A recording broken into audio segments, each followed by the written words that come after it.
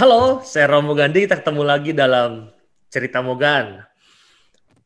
Cerita Mogan kali ini, kita akan berbincang-bincang santai dengan seorang cowok ganteng yang kisahnya mau saya angkat. Kurang lebih judul besar ngobrol santai hari ini adalah Katekis kok mau menjadi seorang barista. Nah, kalau Anda mau mendengar kisahnya seorang katekis yang berubah menjadi seorang barista, kita dengar ceritanya dari seorang cowok yang akan kita ajak ngobrol kali ini. Bro, boleh masuk nih bro. Nah, ini dia nih. Halo, halo. Oh, suaranya belum masuk ya? Udah masuk belum? Cek. Nah, Ya. oke. Halo, Mo. Halo Bro Yones, gue panggil bro aja ya. Siap. Ya. Oke. Teman-teman, kita mau ngobrol santai dengan cowok yang ada di hadapan saya ini gitu ya. Boleh memperkenalkan diri nggak? Siapakah diri Anda? Ya singkat, lalu bagaimana sejarah pendidikan lah supaya kebayang dulu. Siap. Oke, selamat malam semua nih. Selamat apa nih? Malam ya kita ya. Sekarang kita jam 10:30 malam. Betul, 10:30 dan kebetulan masih di kedai ya. Kebetulan masih di kedai, masih ramai juga di luar. Jadi teman-teman semua, teman-teman Cerita Mogan, saya Yones. Sekarang tinggal di Bekasi, ya, tinggal sama orang tua di Bekasi. Dulu sempat tinggal di Pamanukan juga, dan sekarang ya kerjaannya bikinin orang-orang kopi, bikinin orang-orang yang mau ngopi, mau minum-minum santai, mau minum-minum cantik di Pax Coffee. Di Pax Coffee. Umur dong, umur anak keberapa supaya tahu dulu dong. Oke, kalau umur sekarang 31 ya, 31, udah 31 mau. 31 berarti kelahiran tahun 90. 90. Ya betul, 31. 31, saya anak pertama dari 2 bersaudara, jadi dua-duanya laki-laki, adik saya laki-laki, saya laki-laki. Terus sekarang ya di rumah tinggal berdua aja sama bapak karena adik sudah berkeluarga. Bro, kalau dilihat-lihat nih mukanya campuran ya? Campuran kok. Ada berbau apa sih? Berbau Jawa tapi juga berbau Flores ya? Ada Flores, ada Sundanya, Mo. Oh, malah Sunda ya? Nah, jadi bokap Flores, nyokap Sunda, bokap dari Momere. Oh, bokap dari Momere tapi nyokap di Purwakarta. Nyokap Purwakarta. Betul. Jawa Barat berarti ya? Barat. Ya, jadi buka campuran ya kayak gini. Mukanya lebih condong ke ini ya, ke Flores ya? Enggak juga, adik gue lebih Flores. Berarti gennya masih normal anak pertama ya? Gitu masih ya? Kuat gen nyokap anak pertama biasanya. Bokapnya dikit. Terus kalau boleh tahu sejarah dulu pendidikan di mana? Dari mulai TK sampai kuliah ya kali ya, biar enak ya? Iya, sampai kuliah. Jadi TK itu ya di Bekasi. TK di Bekasi tahun 95, dekat rumah TK-nya. TK-nya masih ingat? Nama TK-nya TK Mutiara 17 Agustus. TK Mutiara 17 Agustus, mantap. Jawan masih jelek sekolahnya, sekarang udah bagus banget. Oh, sekarang berarti masih berdiri? Masih ada dari dulu, gue belum sekolah sampai masuk TK itu udah ada sebenarnya, dan sampai sekarang masih eksis sekolahnya. Mantap. Iya. Itu TK di dekat rumah ya? TK dekat rumah, nggak jauh dari rumah. Terus juga. Kalau rumah tuh berarti maksudnya Bekasi Utara, Mo. Wisma Asri Bekasi Utara. Oh, Bekasi Utara gitu ya. Nah. Lalu TK di mana tadi? Mutiara 17 Agustus. Terus SD sama karena nggak mau jauh-jauh dari situ, dan juga kebetulan memang dulu SD situ ya terkenal terkenal bagus, cukup bagus karena SD swasta kan. Terus SMP juga sama di Mutiara, dan SMA baru keluar dari Bekasi SMA. Jadi TK sampai SMP di Mutiara? Sekolah ya, di satu sekolah, di satu yayasan. Wow. Temennya ini ya nggak beragam ya. Saya aja Beragam, Mo. TK aja ganti, SD 2 kali ganti gitu ya, SMP itu beda lagi sekolahnya, SMA beda lagi gitu ya. Itu memang rencana saya bukan orang tua supaya banyak teman gitu ya. Lalu jadi pokoknya dari TK sampai SMP itu di sekolah yang sama 17 Agustus itu, Mutiara 17 Agustus. Lalu SMA di mana? SMA di Semarang, tepatnya bukan Semarang ya, Kabupaten Semarangnya di Ambarawa, Bedono. Ambarawa. Ya. Kalau tahu sekolah Sedes, Sedes Sapiensi, itu saya sekolah di sana SMA, di asrama SMA Sedes. Sedes Sapiensi itu berarti yang, ya tapi yang asramanya? Yang asramanya, betul, karena ada 2 kan. Yang Semarang Kota itu yang SMA tanpa asrama, yang saya itu yang ada asramanya. Berarti SMA itu asramanya berarti kalau saya nggak salah tahu itu asrama cowok dan asrama cewek disediakan ya? Iya, disediakan, Mo, betul. Betul ya? Berarti memang ada dua tempat itu ya? Tempat, betul. Itu selama 3 tahun di sana? 3 tahun. Kalau dilihat pengalaman-pengalaman dari TK sampai SMA itu pengalaman yang paling menarik di mana, Bro? TK sampai SMA menarik semua sih, Mo. Kalau TK sampai SMA tuh bagi saya ya menarik semua karena ada kisah-kisahnya. Tapi yang paling menarik emang dan masih diingat ya SMA, paling dekat tuh SMA. Kenakalan terbaik tuh SMA ya. Jadi SMA tuh paling berkesan lah di antara TK, SD, SMP, SMA gitu ya. Nah, berarti sebenarnya SMA menarik bukan memang karena SMA nakal, tapi asrama itu banyak temannya. Banyak ceritanya di asrama tuh ya. Saya dari SMA udah ke asrama ya, jadi memang kebayang pasti menarik juga karena banyak temen dan temennya beragam pasti. Betul, banyak dari mana-mana soalnya. Dari mana-mana gitu ya. Dan di situ kita tahu orang apa ya istilahnya sifat-sifat orang-orang daerah, istilahnya dari Kalimantan, dari Flores langsung kayak gimana. Walaupun saya orang Flores kan, tapi kan nggak tahu orang Flores langsung kayak gimana.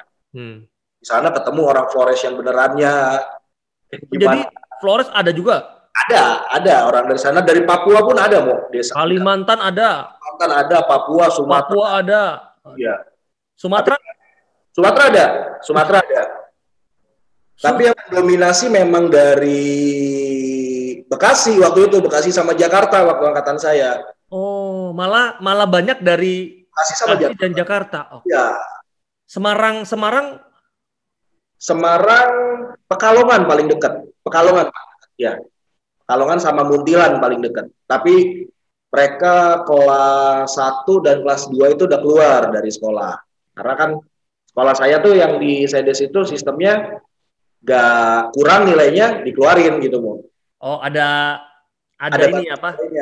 Standar nilai. Standar nilainya. Jadi kalau nggak tengah semester itu dia dirasa guru atau rapat guru itu nggak kuat melanjutkan, ya udah dikeluarin, disuruh pindah sekolah gitu. Jadi keluar itu sekolah dan asrama berarti ya? Betul, sekolah dan asrama ya. Masih ingat nggak berapa standar dulu zaman itu? Dulu pokoknya standar nilai itu kayaknya nggak ada ya, cuman memang standar nilai merah sih, Mo, kalau di sekolah saya. Standar nilai merah. Dan ya itu di situ ya namanya TK sampai SMP di swasta Bekasi kan, santai, biasa santai, walaupun memang bagus tapi rada santai. Begitu masuk sekolah Katolik itu udah beda banget rasanya. Beda banget. Sangat ya, ada warna yang berbeda gitu ya. Ada warna yang berbeda.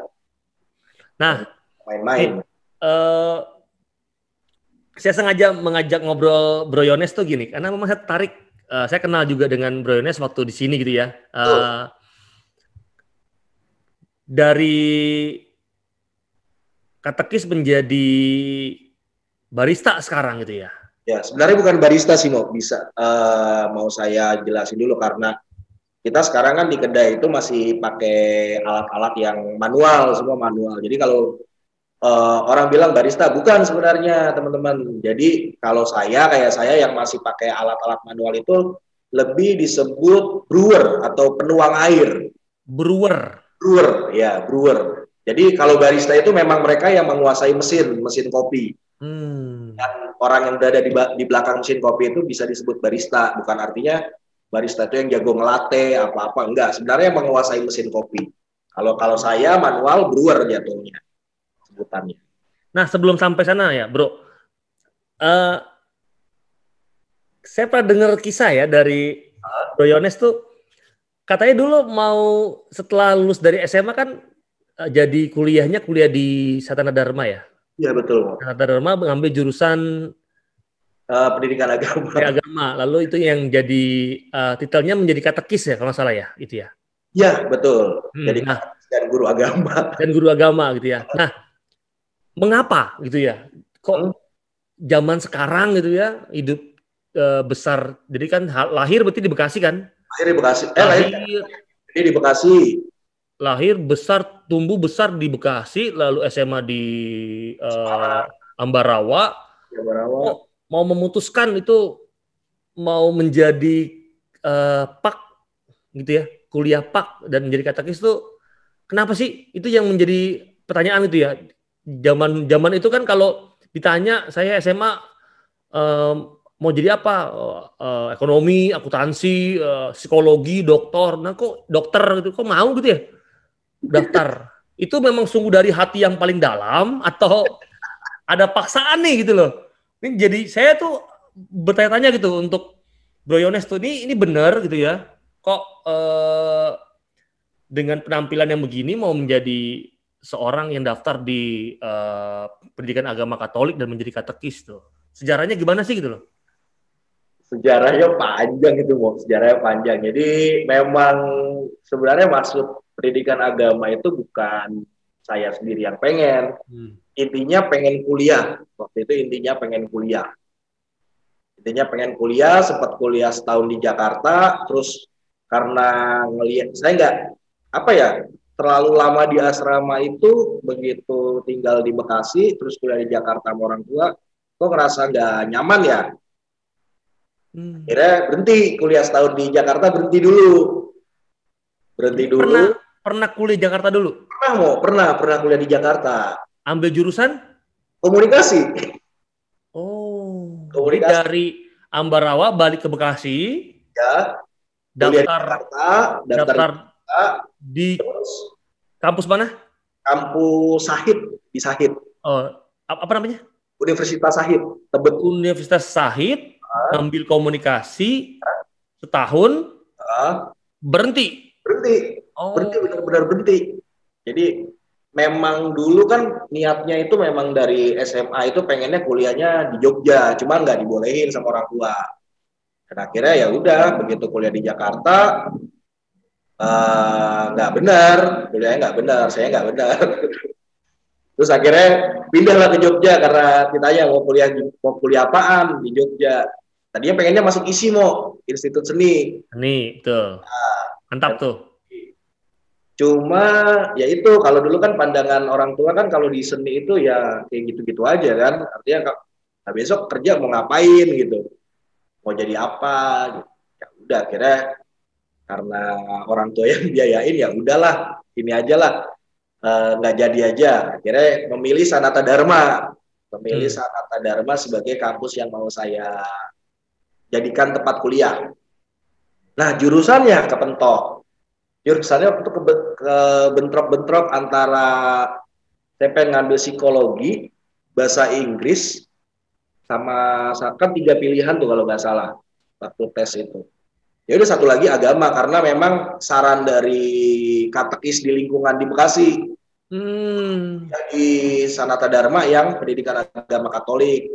Gitu. Itu dia beliau ngomong sama orang tua saya kayak gitu. Jadi mau nggak mau ya udah, kira coba pilih jurusan itu pendidikan agama Katolik. Padahal udah 2 itu udah saya mau gitu loh. Saya mau psikologi, bahasa Inggris mau. Cuman pilihan ketiga padahal itu pilihan ketiga. Pendidikan agama tuh pilihan ketiga. Dan lulusnya? Dan sebenarnya pilihan 1, 2 itu masuk. Tapi karena dulu kampus itu mungkin kekurangan mahasiswa ya. atau memang mau menarik mahasiswa dan mumpung ada yang nulis itu, ya sudah akhirnya loloslah pendidikan agama Katolik. Tadinya nggak pengen masuk sana, cuman ya udah gitu. Dan Karena terceburlah di sana. tercebur, benar-benar tercebur mau. Lalu berarti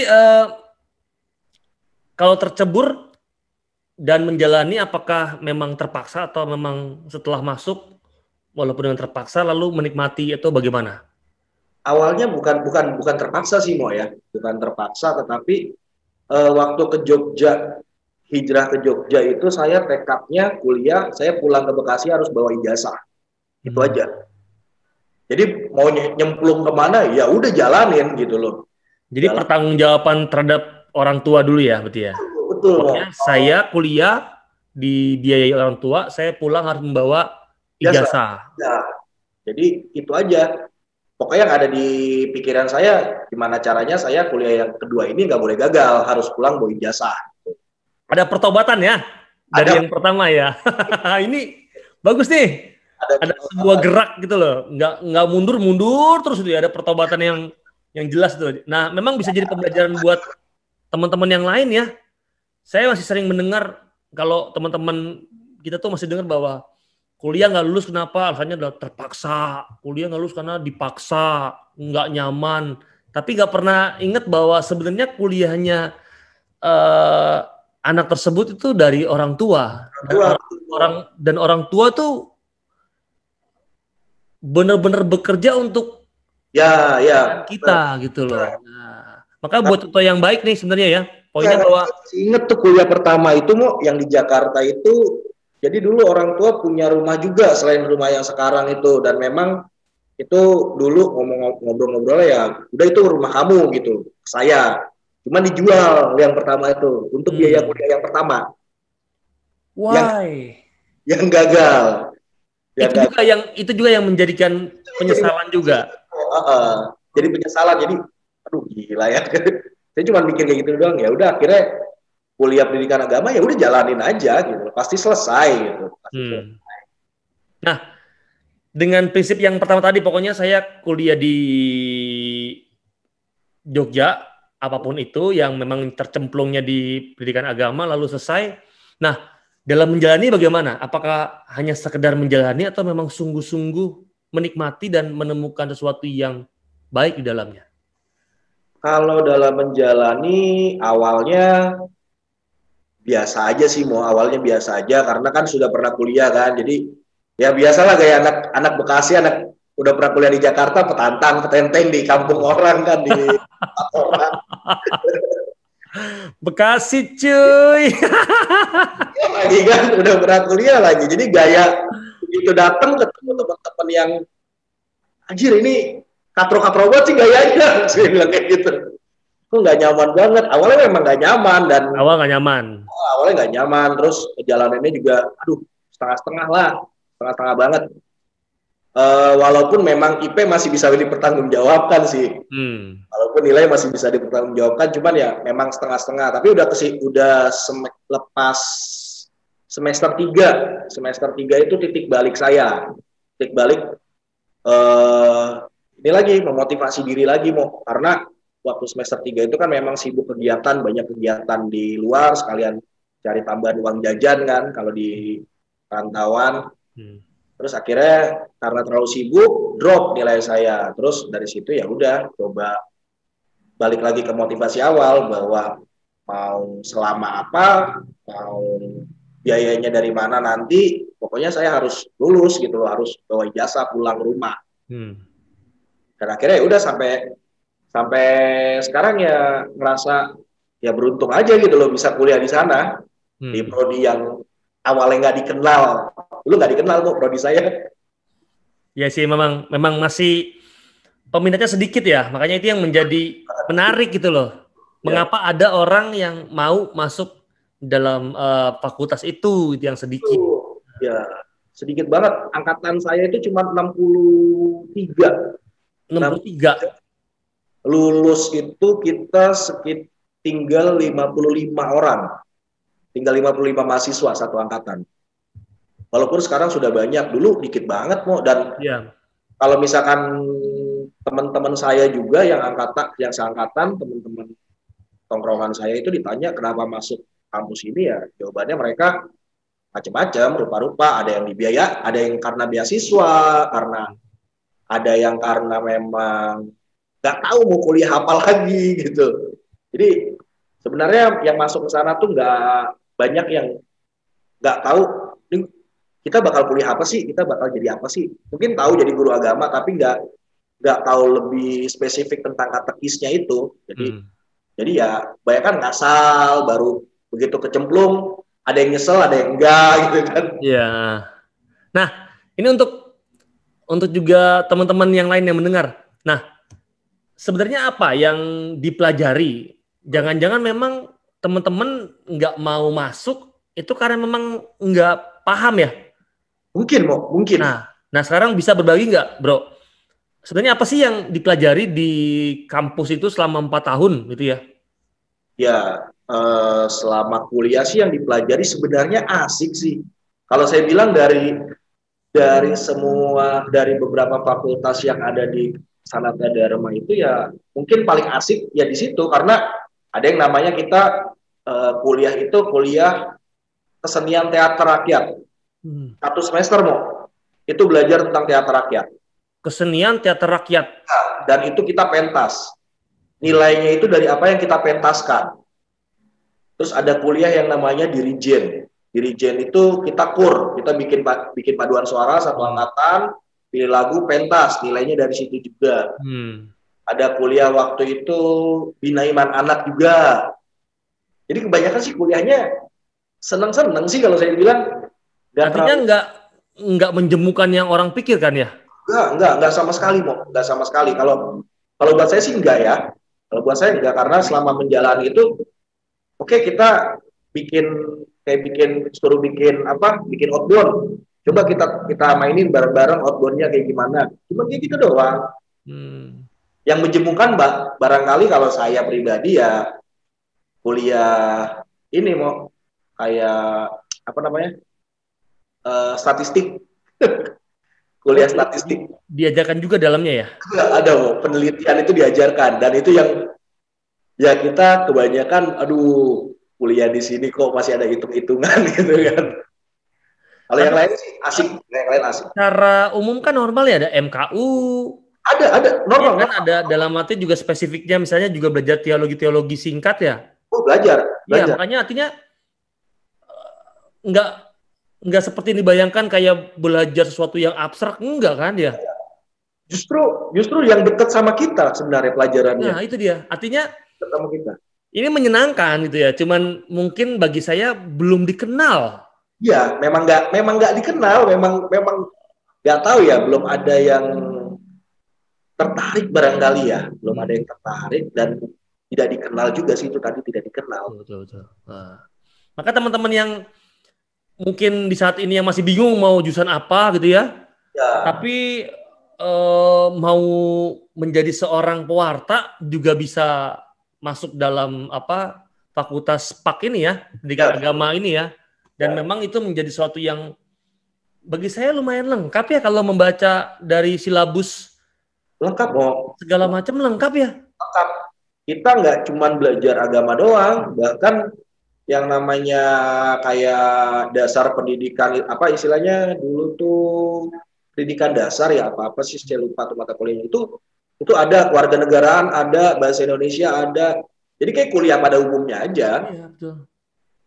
Makanya belum dikenal aja gitu ya. Nanti kalau udah dikenal juga pasti orang akan berlomba-lomba masuk dan mempelajari sesuatu yang menyenangkan itu sebenarnya ya itu ya. Ya, benar banget. Dan kalau misalnya memang orang yang suka sejarah tentang kita gitu, tentang Katolik, gereja, ya udah masuk sana aja, asik bener. Karena teman-teman tuh dosennya pasti nerangin dengan cara yang menyenangkan, nggak membosankan kalau buat saya. Nah, 4 tahun lulus nih dengan berdarah-darah gitu di sana ya. Dengan perjuangan juga dengan teman-teman yang baru gitu ya, teman-teman yang juga asing juga gitu ya, akhirnya lulus. lulus atau lolos saya nggak tahu, tapi yang pasti lulus membawa ijazah ke orang tua. Lalu setelah lulus dari kuliah itu melanjutkan kemana? Oke, jadi tadi Romo bilang 4 tahun saya lulus kuliah ya. Sebenarnya nggak 4 tahun, mau 6 tahun saya. 6 tahun ini. Tahun. 6 tahun kuliah di sana ya. Ngapain aja 6 tahun ya, banyak lah pokoknya perjalanannya. Nggak cuma sekedar membuang waktu, tapi juga belajar yang lain ya. Belajar yang lain mau, karena kebetulan saya dulu sering dapat job juga sama jadi asisten dosen buat dampingin teater, terus bikin video-video untuk KWI. Jadi ya sambil nyari duit lah pokoknya. Nah, setelah lulus saya itu balik ke Bekasi. Niatnya pengen ngajar tadinya nggak niat ngajar sih mau sebenarnya. Nggak ada niat ngajar setelah lulus. Pengen masuk jadi wartawan, pengen masuk ke perusahaan apa, tapi yang selalu feedbacknya adalah ini ijazahnya nggak bisa. Ijazahnya ijazah pendidikan. Jadi masuklah ke dunia pendidikan. Akhirnya ngelamar ke sekolah-sekolah di Jakarta. Ngelamar ke beberapa sekolah, dan juga ngelamar ke Bandung. Waktu itu 4 bulan sih, sekitar 4 bulan saya nganggur. Setelah lulus 4 bulan nganggur? 4 bulan nganggur, itu uring-uringan lah. Biasa punya duit. Potong dulu nih. Itu lulus dari, saya lupa namanya, setelah lulus dari kampus itu, sudah ada ijazah namanya apa? IP apa? SKL. SKL itu ya, apa namanya? Surat keterangan lulus. Bukan, yang jadi guru apa namanya? Oh, akta 4. Udah ada 4 ya? Udah, kalau kami udah punya akta 4 langsung. Oh gitu. Iya, soalnya beberapa guru yang saya kenal itu masih mengejar akta 4 ya. Oh iya, kalau dari teologi murni mungkin Tapi kalau dari kampus ini keluar sudah memegang kelulusan dan akta 4. Ya, sudah ada. Siap untuk menjadi seorang guru dan katekis gitu ya. Betul, ya tinggal pilihannya aja mau kemana. Oke, next. Jadi setelah itu daftar kemana-mana 4 bulan nganggur. Akhirnya saya ditugaskan mengajar di Pamanukan, ya. Jadi diterima di Yayasan Salib Suci. Ya betul, di Yayasan Salib Suci. Jadi mendaftarnya ke Bandung. Betul. Daftar ke Bandung, lalu diterima di sana, tapi ditugaskan di Pamanukan. Dan waktu itu sebenarnya bukan disuruh jadi guru agama, mau awal-awal. Jadi begitu ngelamar, ditelepon sama HRD-nya sana, sama HRD-nya yayasan, itu ditanya kalau guru kelas gimana. Jadi saya nggak ngajar agama, ngajar kelas. Jadi guru SD, guru kelas. Karena nganggurnya udah kelamaan, ya udah mau nggak mau diterima aja. Diterima dan dijalani aja. Berapa tahun sih di sekolah Bunda Maria ya? Ya, SD Bunda Maria Pamanukan. Bunda Maria Pamanukan. Berapa tahun di sana? Hampir 3 tahun ya. Hampir 3 tahun. 3 tahun juga aktif di gereja ya? Ya, kebetulan nyari temennya kemana lagi gitu. Kalau di tempat-tempat kayak gitu, saya tiap rantau nyari temennya di mana lagi kalau nggak di gereja gitu kan. Jadi mulai Bro Yones itu mulai sejak sebelum saya sudah mulai membantu gereja ya? Ya Mas, udah mulai ikut-ikut aktif lah, bantu-bantu segala macam. Lalu mulai saya minta menjadi katekis di gereja untuk membantu itu mulai zaman sekarang saya gitu ya. Ngajar sampai ke stasi. Ya, ngajar. Jadi ini info nih. Jadi Senin sampai Sabtu tuh dia masuk sekolah. Lalu hari Minggunya itu ikut saya ke stasi untuk mengajar murid-murid di stasi yang belum punya guru. Jadi ini kesulitan, tantangan bagi kami para imam di tanda kutip bahasa gampangnya pinggiran gitu ya, yang SDM-nya kurang, sehingga anak-anak yang berada di stasi yang beragama Katolik yang bersekolah di SD, SMP, SMA negeri itu sulit mendapatkan guru. Nah, maka saya ajak Bro Yones ini untuk mengajar di stasi saya yang pertama di Eretan, lalu di Haurgelis. Nah, kebayang ya, Senin sampai Sabtu itu sekolah, ngurus bocah-bocah, lalu hari Minggunya ngurus bocah-bocah lagi tapi di stasi gitu ya. Itu pengalamannya gimana, Nes? Ada mengeluh kah? Saya minta bantuan atau Kalau ngeluh, kalau kita ngomongin ngeluh, saya selalu ngeliat lagi ke apa siapa yang mau saya tuju gitu. Kan Romo waktu itu ngajak saya untuk ngajar anak-anak gitu. Dan saya tahu juga anak-anak di sana, istilahnya yang di sekolah-sekolah negeri kan nggak dapat pendidikan agama Katolik. Saya lebih pada ini kasihan ya anak-anak nih. Kalau saya sih kayak gitu, kasihan karena masa ya mereka punya agama tapi masa nggak belajar agamanya sendiri gitu loh. Kan itu aneh gitu loh. Itu aneh dan kasihan kalau nggak ada yang mau berkorban siapa lagi gitu loh. Betul. Pengalaman rohaninya apa? Kan kadang-kadang kalau ikut misalnya sampai berapa kali ya? Satu hari satu minggu ya? Satu pokoknya liburnya tuh kan minggu kedua apa ya, Mo? Iya, minggu kedua itu. Ya, minggu kedua, liburnya minggu kedua. Jadi infonya tuh kalau minggu kedua libur para guru, Yones juga saya liburin, kasihan gitu maksudnya. Wah, padat banget gitu ya.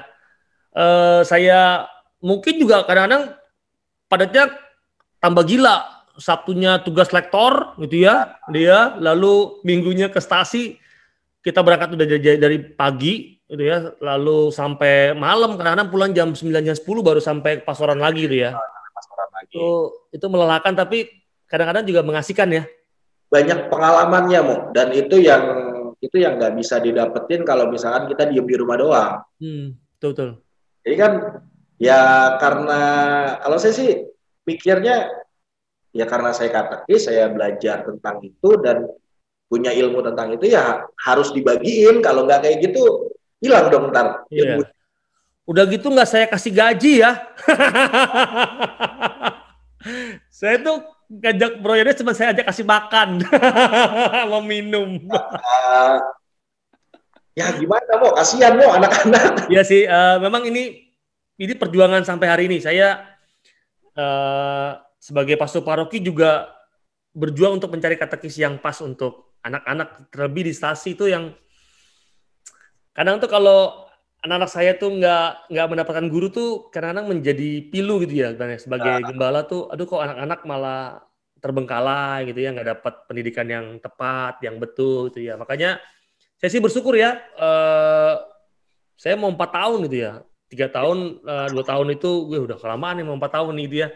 Lalu di sana dibantu oleh Bro Yones. Nah, the next-nya nih, yang menarik adalah tiba-tiba itu memutuskan gitu ya di tengah bukan tengah jalan ya, udah ujung lah gitu ya. Seorang katekis, seorang guru lalu beralih nih gitu ya. Balik ke Bekasi, asalnya pertama kali memang kepada saya untuk nemenin bokap yang sudah pensiun ya, udah berumur. Ya. Sendiri di rumah kasihan. Sendiri di rumah. Lalu saya tawari mau jadi guru di Bekasi nggak mau gitu ya. Maunya jadi ini passionnya. Nah, ini menarik nih. Mengapa memutuskan dari katekis atau jadi guru SD lalu berubah menjadi seorang brewer ya, atau apa namanya tadi? Brewer tuh penuang kopi. Penuang kopi lah gampangnya gitu. Nah, itu apa sih yang menjadi motivasi atau pertimbangan? Apa cuma sekedar passionnya saja, lalu tanpa pertimbangan yang lain-lain atau bagaimana? Pertimbangannya ngambil sebagai brewer ya karena pertama tadi passion ya Mo ya. Karena passion juga, jadi sebenarnya kalau udah passion itu jalaninnya ya udah sepenuhnya gitu loh. Pasti sepenuhnya kalau sudah passion. Dan itu ya sekarang ya kayak sekarang aja, saya juga istilahnya di sini kan sendiri gitu loh, sendiri tiap hari, walaupun ada teman-teman di belakang yang bantuin, tapi kan untuk urusan di kedai segala macam saya lakukan sendiri gitu loh. Ya udah, ini jalan yang mau saya ambil ya udah gitu loh, harus dijalanin sesuai dengan. Jadi memang passion ya? Iya, memang senang. Kalau saya memang senang. Lalu gimana dengan katekisnya. Nah itu, kok Kan pindah, beralih, lalu titelnya bagaimana? kalau titel kan nggak, titel kan biasanya di ini doang ya, yang tertulis doang kalau buat saya kalau titel. Kalau jiwanya ya masih sama gitu loh. Jiwanya ya, ngomongin jiwanya masih sama. Masih tetap sama di sini juga, kalau ketemu teman-teman yang istilahnya dari gereja apa segala macam ya tetap ngobrol-ngobrol, ada yang tanya-tanya yang saya bisa bagi ya saya share gitu loh. Jadi di sini nuang kopi, bikin kopi, ngasih orang menikmati kopi itu nggak cuma menikmati secara minumannya aja, tetapi juga bagaimana kita serving tamu, terus juga serving teman-teman, itu juga bagian dari pelayanan kan, Betul, betul. dari pelayanan. Dan kalau misalnya orang tahu, oh ternyata backgroundnya ini, dari misalkan dari orang gereja, ternyata orang Katolik, wah berarti orang Katolik seperti ini ya. Jadi yang menghadirkan topeng yang bukan topeng ya, sosok yang baik aja lah untuk para tamu yang ada di sini yang saya layani. Artinya kalau secara makna mendalam sama ya, sebagai pelayan, katekis, lalu sekarang menjadi brewer gitu ya.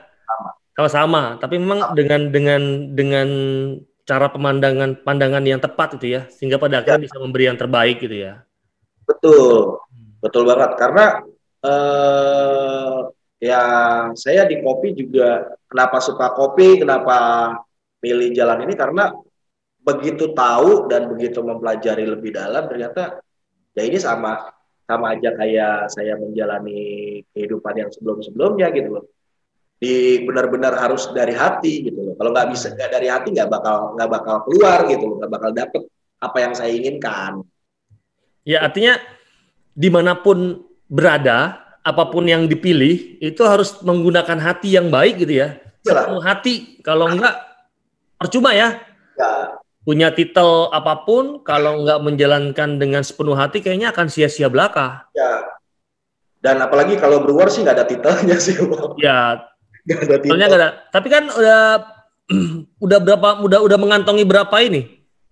Masih dua Masih dua ya. Mengantongi namanya apa namanya tuh? Sertifikat sih. Sertifikat ya. Semacam kayak ijazah kursus ya. Betul, ijazah kursus. Walaupun license-nya ada lagi nanti. Ada lagi license-nya? Ada lagi license-nya, cuman memang lumayan sih harganya dan harus tahu dulu. Kita harus tahu otodidak dulu, jangan main ambil license aja. Walaupun sudah nyemplung tetap mengupgrade diri ya. Harus ini poinnya nih. harus itu penting banget, upgrade diri itu penting banget. Jadi kayak misalkan sekarang saya jadi brewer nih, jadi tukang kopi, ketemu siapa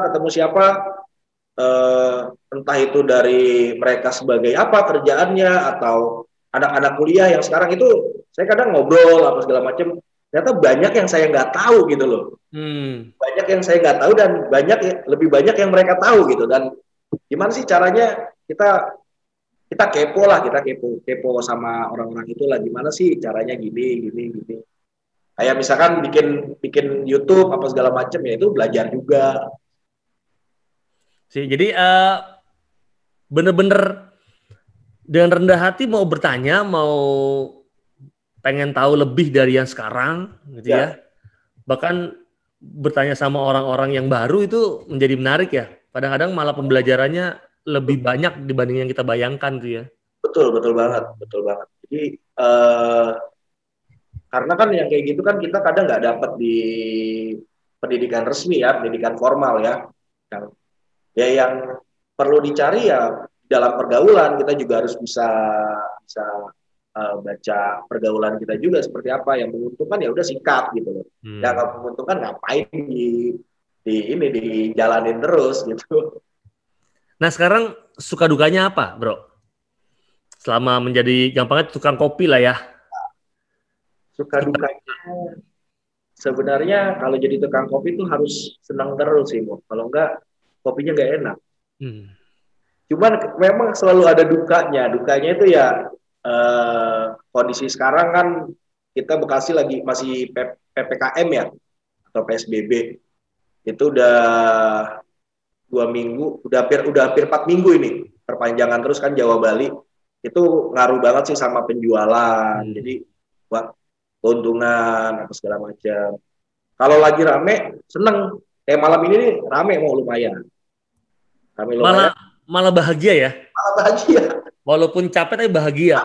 Capek, memang capek karena 2 jam berdiri ngelayanin, kadang terus-terusan capek. Cuman begitu ngelihat, ya kan pasti kan kita kayak kita belajar di sekolah apa belajar di manapun pasti ada hasil yang didapat kan. Nah, yang pas lihat hasil ya udah seneng aja gitu.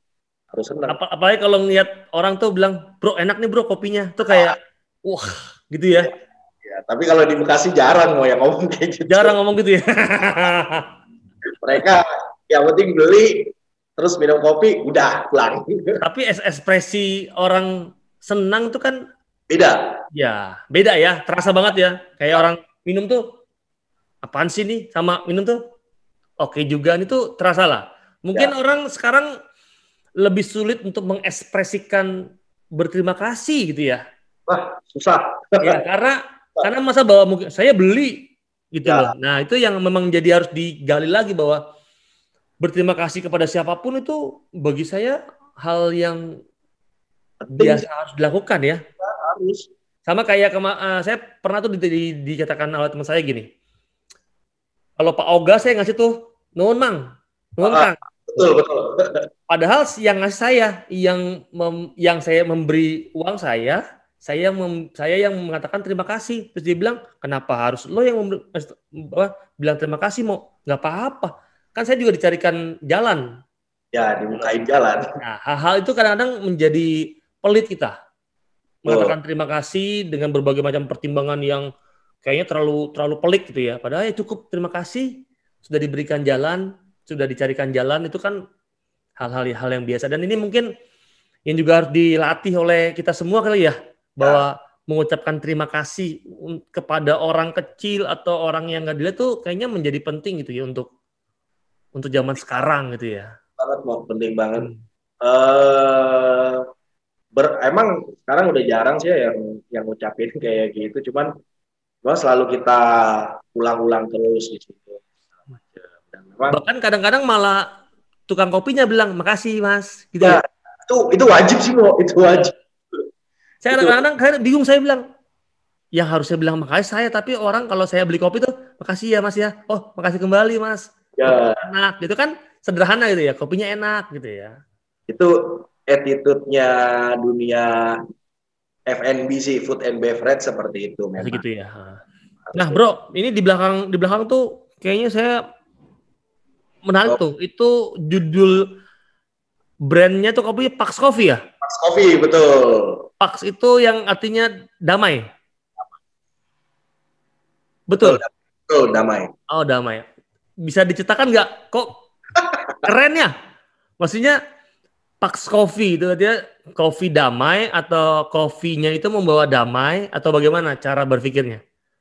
Kalau cara berpikirnya minum kopi itu pasti, kalau saya pribadi ya sebagai peminum kopi, penikmat kopi, penuang kopi juga, kopi itu ibarat obat penenang kalau saya. Obat penenang, jadi kalau ada apa-apa, coba deh minum kopi dulu, biar santai.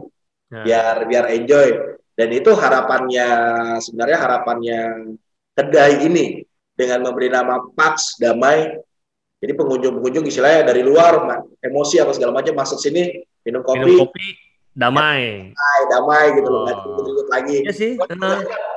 Keluar dari sini bodo amat. Itu maknanya dalam ya, Pax Christi, Pax Coffee itu menjadi ya damai Kristus. Damai, membawa kedamaian, dan harus diungkapkan lebih jauh untuk zaman sekarang itu damai, hidup damai itu berat ya. Hoax segala macam sekarang membuat kita pusing gitu ya, membuat kecoh gitu ya. Media sih media sekarang lebih jahat banget sih kalau media sekarang. Maka jadi hoax. Ini saya apresiasi benar nih, Pax Coffee menjadi lambang bagi saya, menarik gitu ya. Nah, biar teman-teman tahu, sekarang Pas Coffee ini di Bekasi, di daerah mana, buka jam berapa supaya yang masih daerah Bekasi dan sekitarnya yang mau mampir bertemu dengan, oh ya, bro, jomblo atau udah Udah ada sekarang mau. udah cewek? Gila, akhirnya.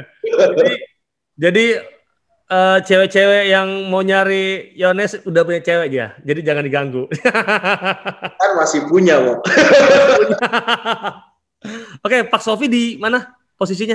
Pax Coffee, jadi teman-teman yang di Bekasi yang mau nyobain kopi dari Pax Coffee langsung aja datang ke Ruko Premier Serenity di Jalan Agus Salim nomor 187 Bekasi Timur ya. Bekasi Timur. Kalau Patokannya dari Hah? patokannya dari mana masuknya? Patokannya dari misalkan dari arah proyek itu lewatin SMA 1 Negeri Bekasi. Kalau dari arah Ganda Agung teman-teman lewatin kantor BLK atau BPK Penabur, maju dikit itu ada ruko sebelah kiri jalan. Kalau dari proyek sebelah kanan. SMA 1 Bekasi sebelah kiri, dia di sebelah kanan. Sebelah kanan, betul. Sedangkan dari Ganda Agung itu setelah BLK itu sebelah kiri. Sebelah kiri jalan. Ya. Tuh teman-teman, kalau mau ngopi dan membuat hatinya damai atau malah di rumah penat butuh kedamaian, ini datanglah ke kedai Pax Coffee. Sederhana sih, tapi jangan marah-marah di kedai. Oh, iya. Jangan marah-marah di kedai, tapi minum kopi dulu, nikmatin dulu. Semoga kemarahannya itu pada akhirnya turun dan membuat damai gitu. Nah, terakhir nih bro, ya. Sibuk jadi penyeduh kopi, masih sering gereja ya, rajin ya? Ya gereja mau. Nah, itu paling penting. Online juga gereja. Online, tapi online. Kemarin Natal gereja. Oh iya Bekasi karena masih offline ya? Dibagi mau, karena sekarang zona daerah rumah itu lagi zona merah, jadi nggak boleh ke gereja dulu. Okay. Masih zona merah terus. Kemarin Natal sih sempat bisa sore jam 5 di Santa Clara. Jadi kebetulan pas bisa ya kan, pas Natal juga, walaupun terbatas kan, untung bisa daftar cepat kan ya.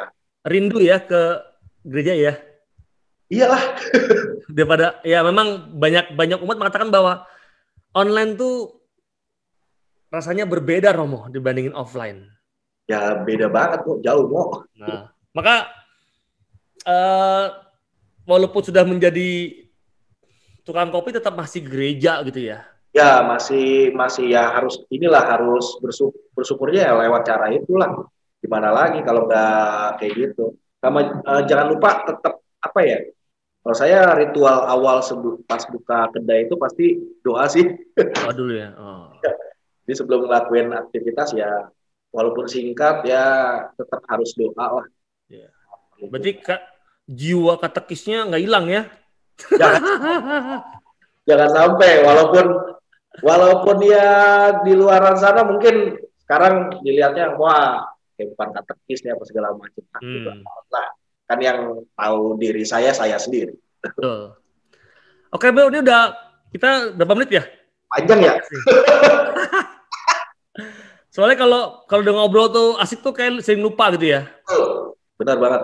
Nah, jadi teman-teman ada beberapa pesan yang bagi saya menarik. Yang pertama, tadi jelas orang tuh bisa bertobat ya. Ya, pasti. Bahwa Bro Yones pernah mengalami fase kegagalan, lalu membuktikan menjadi orang yang bertanggung jawab dengan dirinya, gitu ya. Lalu yang kedua yang saya ambil dari pelajaran obrolan santai malam ini tuh adalah kerjakan segala sesuatu dengan sepenuh hati, dengan hatimu. Harus. Kalau enggak akan menghasilkan buah apapun. Ya. Seandainya pun menghasilkan buah pun juga itu pasti hanya remahan dari sebuah hasil yang tipis gitu ya. Sisaan aja. Sisaan gitu ya. Dan yang ketiga yang menarik adalah kapanpun, dimanapun, mau jadi apapun, ke gereja dan doa itu menjadi kekuatan yang paling penting dalam hidup kita sebagai orang Katolik. Benar itu, banget. Ya. Terima kasih Bro Yones atas obrolan santai malam hari ini gitu ya. Bro Yones di Bekasi, saya di Pamanukan, di kamar saya tercinta ini gitu ya, yang panas. lagi hujan. Hujan, maka sekali lagi jaga kesehatan teman-teman ini sampai tanggal 2 Februari diperkirakan akan hujan terus dengan intensitas yang tinggi, itu yang pertama. Lalu dua, protokol kesehatan. Ya. Ada banyak yang sekarang walaupun sudah divaksin, sekali lagi vaksin tuh ada fasenya untuk membuat imun lebih jauh, tapi sekali lagi protokol kesehatan harus dijaga dengan baik. Maka semoga sehat semua gitu ya, juga sehat Bro Yones. Sama-sama mau. Salam buat keluarga di rumah. Semoga kedainya semakin menumbuhkan damai sehingga banyak orang yang datang gitu ya. Datang membawa sukacita, terlebihnya juga menambah perekonomian gitu ya. Itu maka malam hari ini cukup sekian dulu obrol-obrolan dalam Cerita Mogan kali ini. Terima kasih untuk semua yang mendengarkan, termasuk juga Bro Yones. Kita ketemu lagi dalam Cerita Mogan yang berikutnya. Saya Romo Gandhi. Saya Yones. Salam. Terima kasih semuanya. Nah.